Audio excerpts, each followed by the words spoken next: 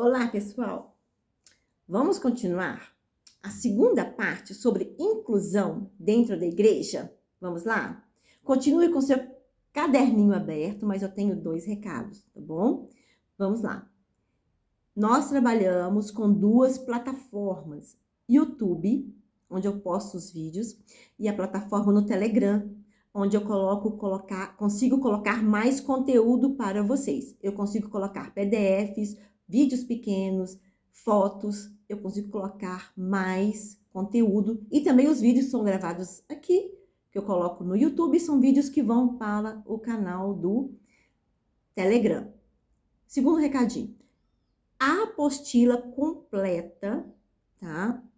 Sobre inclusão social, eu vou colocar somente no Telegram, porque no YouTube não tem jeito, ok? Fechou? Então, continue com suas anotações aí, porque tá chegando outra parte massa de aprendizagem para nós. Muito top. Tipos de deficiência. Quais são os tipos de deficiência que existe? Vamos lá. Visual, física, auditivas, intelectuais. Deficiência múltipla. Quem sabe o que é deficiência múltipla? Deficiência múltipla é quando a pessoa, o ser humano, da criança ao adulto, né? Ela tem 2 ou mais deficiência, ok? Chamamos de deficiência múltipla, tá? Vamos lá. Tema que muitos estão aguardando aí. Vamos lá. Vamos conversar agora sobre transtornos e como lidar com esses transtornos. Muitos estão na expectativa. Vamos lá. Como eu disse, os artigos são grandes, mas eu fiz o resumo para vocês, tá bom? Anote aí. TEA. T-E-A. O que é TEA? Transtorno do espectro autista.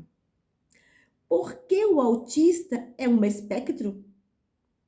É onde a parte do cérebro que é afetada mostra seu espectro. Não é verbal, a oralidade foi afetada. Não verbal, a oralidade foi afetada. Espectro, ele tem graus. É de acordo com a gravidade, tem os seus níveis. Depende da parte do cérebro afetada. O autista tem comorbidade além do espectro, tá bom? Hoje, nós recebemos muitas crianças com o transtorno do espectro autista, tá? E tem sido maravilhoso aprender com elas, tem sido muito bom conviver com elas. Número 1, isolamento, tá? Uma das comorbidades, além do espectro, vamos lá, são 5 que eu vou colocar para vocês. Isolamento. Ela se isola, ela não interage. 2, hiperlexia. A criança, né, com espectro autista, hiperlexia, ela foca em números, em letras, tá bom? Ela foca em números, em letras. A atenção dela fica direcionada somente para este momento da vida dela. Número 3, estereotipia. Estereotipia. O que é? Crianças que balançam o corpo. Número 4, hiperfoco. Hiperfoco. Tem interesse específico em um brinquedo ou em algo que ele estiver na mão. Se a criança estiver na mão ou um livro, ele vai ficar com o livro o tempo todo. Se ele estiver na mão com um brinquedo, um papel, um lápis, ele vai ficar com aquele brinquedo ou com aquele objeto específico, tá bom? Quinto, escolalia. Escolalia. Elas reproduzem falas e desenhos, filmes e jogos, tá? Tem crianças que entendem informações como literal. Com elas não existem metáforas. Exemplo, se você falar, nossa, esse colore aí, ó, mamão com açúcar, colore, vamos, pega o lápis de cor, vamos lá, tá facinho, mamão com açúcar. O literal dela, ela vai entender que é a fruta mamão com açúcar. Por isso que a nossa fala deve ser bem direcionada, deve ser uma linguagem bem clara, fácil e específica, tá bom? Ela vai entender que ela vai estar esperando ali o mamão com açúcar. Você mostrar para ela o mamão com açúcar. Qualquer frase com metáforas, ela vai entender a parte da metáfora. Ela não vai conseguir ali caminhar com o seu raciocínio, tá bom? Vamos ter este cuidado. Elas têm necessidade de rotina obsessiva. A rotina tem que ser passada também para os pais, tá bom? Nós temos rotinas dentro de sala de aula, tá? Por isso que eu estou acompanhando vocês, estou pegando pesado não, né, gente? Estou acompanhando vocês com as rotinas, com os nossos horários. Todas as crianças necessitam de rotina. Todas as turmas necessitam de rotina. Tem que ter. Principalmente para as crianças que têm um espectro autista. Ela vai conseguir acompanhar a turma, acompanhar a sala, desde que ela saiba quando você começar. Exemplo, maternal. Maternal começa com os brinquedos. Então, ela vai chegar, ela vai ver a caixa de brinquedo aberta. Depois de 20 minutos, mais ou menos, né, da chegada, tem o louvor. Vocês vão guardar os brinquedos. Gente, eu tô falando que cada turma tem o seu cronograma, tá bom? Tem a sua rotina. Então, eu comecei com maternal. Então, depois que você guardou os brinquedos, ela viu... Gente, a criança é super inteligente, tá?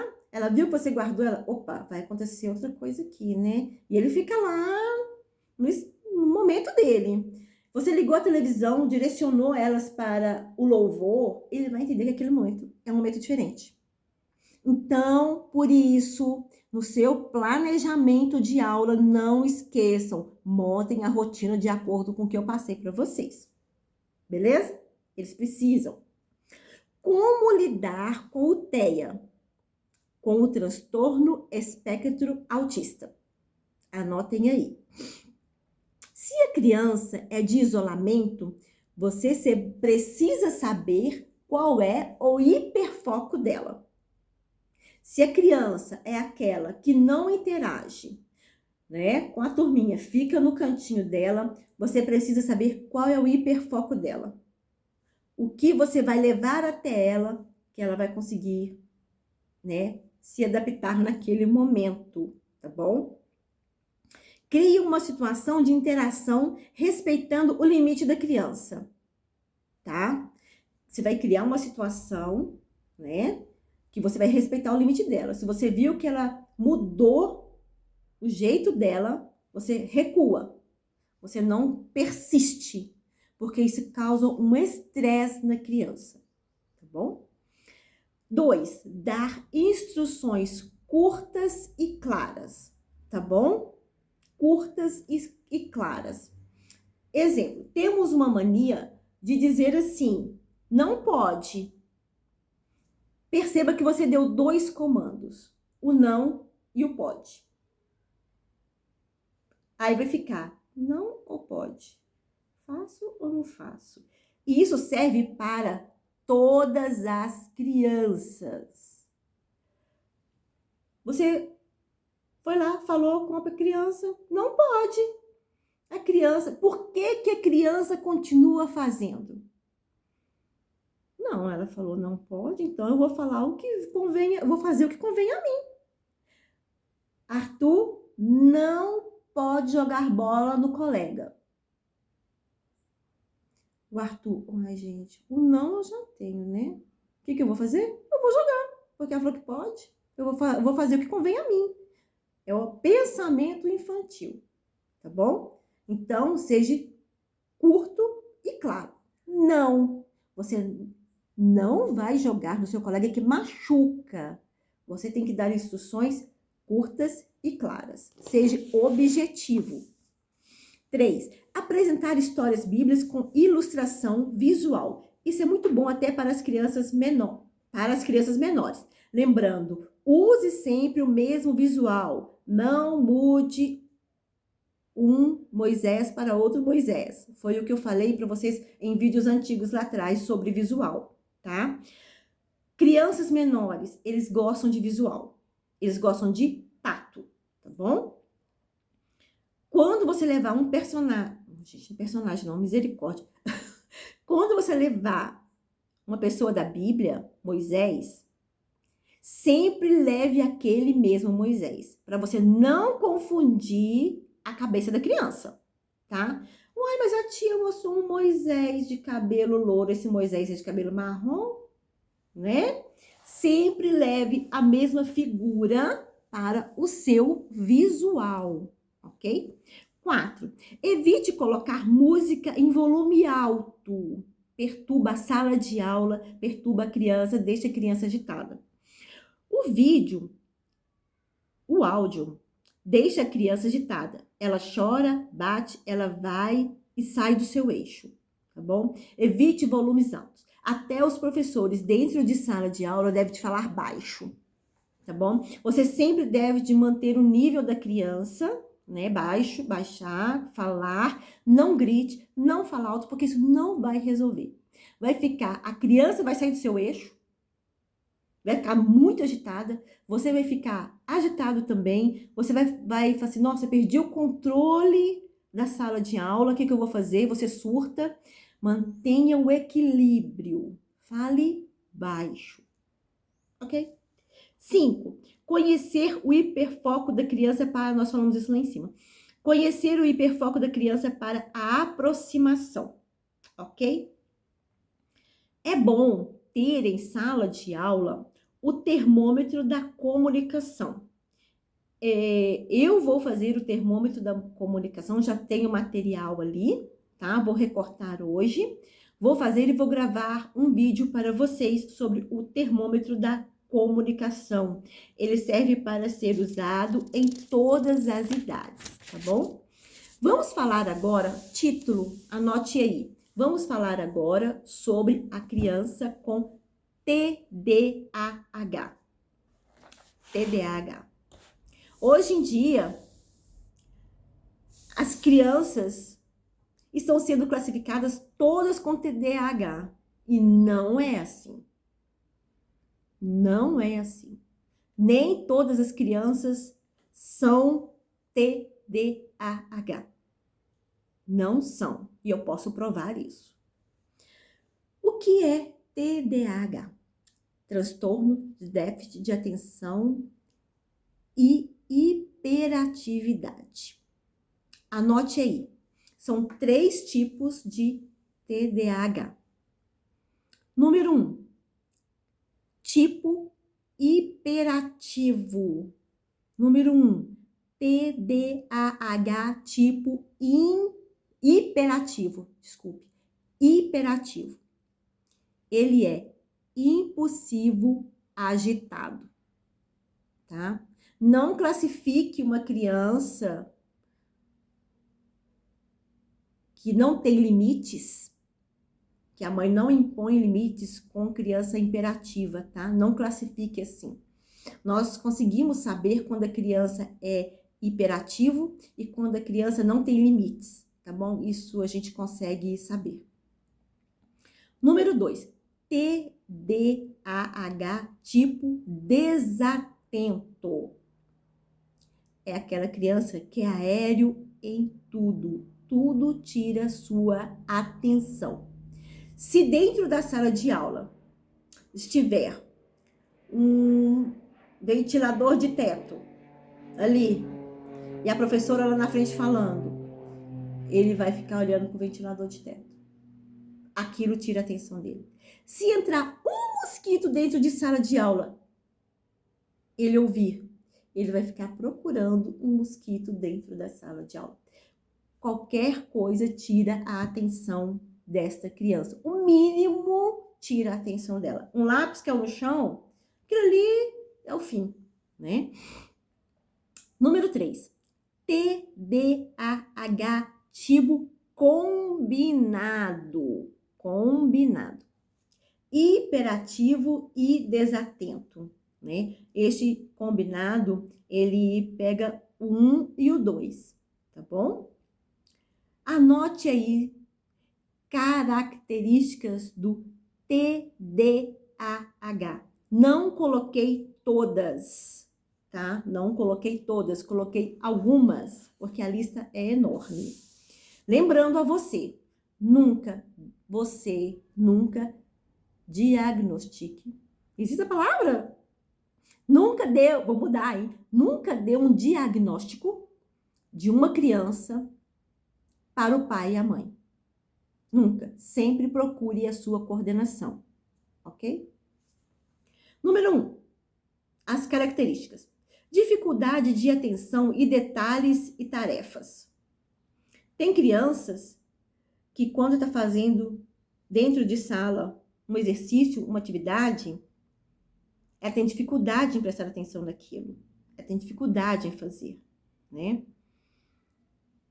2. Parece não ouvir quando é chamado. 3. Resiste a ouvir instruções. 4. Dificuldade para organizar tarefas e objetos. 5. Se distrai com estímulos extras, barulhos fora da sala. 6. Perde material com frequência. 7. Levanta da cadeira da sala de aula ou em outros locais onde é esperado que ele fique quieto. 8. Corre ou sobe nas coisas e tem dificuldade de permanecer sentado quando orientado. 9. Demonstra dificuldade em esperar sua vez e interrompe os colegas e professores. 10. Tem dificuldade para participar de atividades que exigem concentração. Eu selecionei só esses 10 para vocês. Eu preciso muito reforçar para vocês, não dê o diagnóstico para o pai. Não fala, essa criança é isso, não. Hoje, 2022, tá? Nós passamos por um recomeço pós-pandemia, onde as crianças, elas vêm com vários tiquezinhos delas, né? Coisas que não foram feitas na vida delas, né? Elas vêm lá todas precisando entrar na regra e no limite, né? Anote aí o tema. Como lidar com as crianças de TDAH? O que temos de recurso? Tá? Pessoal, eu não estou falando das leis, tá? Dos artigos onde protege essas crianças, tá bom? Isso eu vou deixar para depois, tá? Número 1. Limites claros e instruções detalhadas, como, por exemplo, dar responsabilidade com tarefas simples. Elas sentirão valorizadas, estimuladas a se comportar. Colocar a criança na frente do professor para evitar distrações, tá? Quando você estiver com essa criança dentro de sala de aula, né, com alguma daquelas características, sempre coloca perto de você. Sempre dê a ela algo simples para fazer, tá? Coloque a atenção dela voltada para você, tá bom? Agora, outra sigla, coloque aí no seu caderno. Vamos falar sobre o TOD. O que é o TOD? É um transtorno opositivo desafiador. Transtorno opositivo desafiador. Criança que obedece muito. Essa criança que fica em todo o tempo desobedecendo, ela não ouve. O que deve ser feito? Procurar uma avaliação médica, tá bom? Hoje, o mundo pós-pandemia, muitas crianças, elas são diagnosticadas neste opositivo desafiador porque ficaram sem limites dentro de casa, né? Para mãe, eu entendo as mães, passaram quase 2 anos com o filho dentro de casa. É cansativo, eu sou mãe, eu sei como é, né? 24 horas. Eu sei de tudo que aconteceu, né?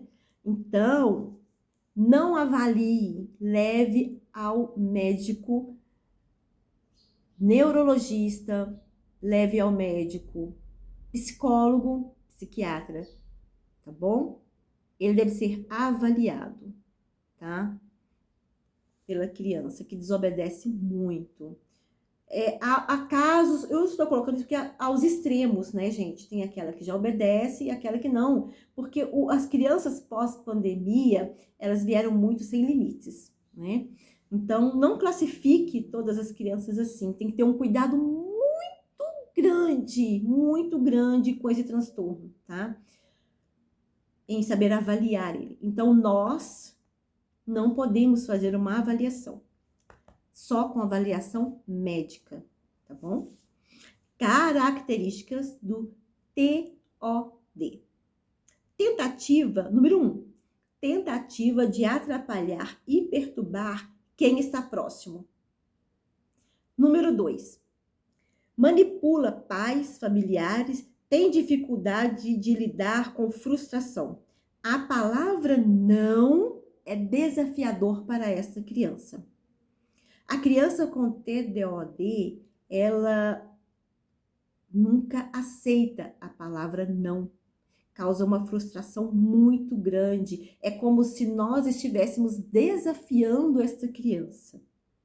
3. Age por impulso. Não pensa na atitude, naquilo que pode ocasionar. O impulso daquela criança em fazer o ato naquele momento não deixa ela pensar, tá bom? 4. Não se dá bem com figura de autoridade. Não se dá bem com figura de autoridade. Ela está sempre ali, batendo de frente, desafiando, afrontando, né? Testando os nossos limites. Número 5. Desafia ou recusa obedecer regras. Número 4. Ela tem baixa autoestima. Isso aí é muito perigoso. Devemos estar atenta à baixa estima da criança. Se é perigoso para nós adultos, né, que temos maturidade, imagina para uma criança ter ali um desequilíbrio de baixa estima. Isso é muito perigoso. 7. Explosão de raiva frequente, tá? Explosão de raiva frequente. Anote aí, como lidar com o TOD. Número 1. Comunicação violenta e agressiva de jeito nenhum.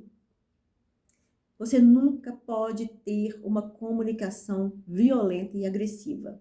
Se essa criança veio, falou alto e fez algo, você tem sempre que baixar o seu nível. Mostrar a diferença para essa criança.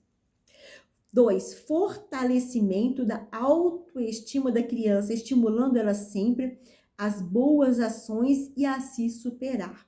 Estimule a criança, tá? Mostre para ela o lado positivo.